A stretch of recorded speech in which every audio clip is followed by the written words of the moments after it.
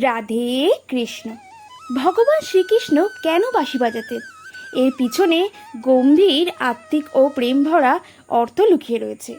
তবে সেটা জানার আগে চ্যানেলে নতুন থাকলে বা ভিডিওগুলি দেখে আপনাদের যদি চ্যানেলটিকে ভালো লেগে থাকে তাহলে অবশ্যই চ্যানেলটিকে সাবস্ক্রাইব করতে ভুলবেন না। আর ফেসবুক পেজ থেকে যদি ভিডিওটি দেখে থাকেন তাহলে পেজটিকে ফলো করে দেবেন, পাশে থাকবেন। তাহলে ভিডিওটি শুরু করি। প্রথম হচ্ছে প্রেম ও ভক্তির আহ্বান। শ্রীকৃষ্ণের বাঁশি সুর ছিল আত্মার ডাকে প্রেমের জাগরণ। শ্রীকৃষ্ণ যখন বাঁশি বাজাতেন তখন বৃন্দাবনের সমস্ত গোপীগণ এবং প্রাণী জগৎ মোহিত হয়ে ছুটে আসত।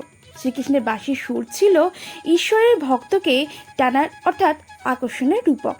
সে যেন ভগবান স্বয়ংই ভক্তকে কাছে ডাক। দ্বিতীয়, পরম সুরের প্রতীক। শ্রীকৃষ্ণের বাঁশির সুর হল শুদ্ধতা ও নির্জনতার প্রতীক।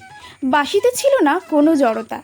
যেমন ঈশ্বরের সঙ্গে আত্মার সম্পর্ক বিশুদ্ধ ও স্বার্থহীন হয়, ঠিক তেমনই।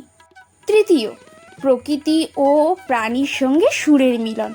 ভগবান শ্রীকৃষ্ণের বাঁশি বাজানো ছিল বৃন্দাবনের পশু পাখি, নদীনালা, গাছগাছালির সঙ্গে এক সুরের জাগরণ, ঠিক যেন ভগবানের সাথে প্রকৃতির মিলন। চতুর্থ, শ্রী রাধারানী ও গোপীদের প্রতি অনন্ত প্রেম। গোবিন্দ তার বাঁশির মাধ্যমে শ্রী রাধারানীর প্রতি ভালোবাসা ও প্রেম ব্যক্ত করতেন। শ্রীকৃষ্ণের বাঁশির সুর গোপীদের হৃদয়ে এক স্বর্গীয় মোহের জাগরণ ঘটাত। পঞ্চম, জীবকে ঈশ্বরের প্রতি আকৃষ্ট করা।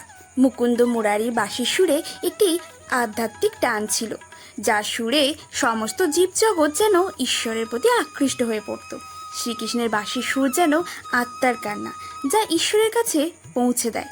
এই ভিডিওর মাধ্যমে আমরা এটা জানতে পারি যে ভগবান শ্রীকৃষ্ণের বাঁশি শুধু বাদ্যযন্ত্রই নয়, সেই বাঁশি ছিল ভক্তি, প্রেম ও মোক্ষ লাভের আহ্বান।